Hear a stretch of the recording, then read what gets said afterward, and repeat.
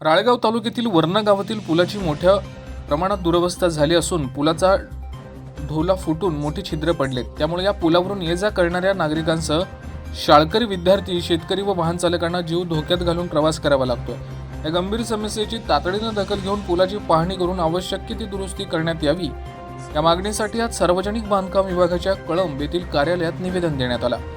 पुलाची तातडीने दुरुस्ती न झाल्यास मोठ्या दुर्घटना घडण्याची शक्यता असून प्रशासनानं या प्रश्नाकडे गांभीर्याने लक्ष देऊन तातडीने कार्यवाही करावी अशी मागणी निवेदनातून करण्यात आली। यावेळी कुणाल ठाकरे, मंगेश राऊत, पंकज सोनतापे, माधव पवार, साहिल गेडाम, तुषार कुरवाडे, मंगेश कोवे व मोहन शिंदे उपस्थित होते। व्हीपीएल न्यूज महाराष्ट्रासाठी राळेगाव तालुका प्रतिनिधी बंडू बारसकरे।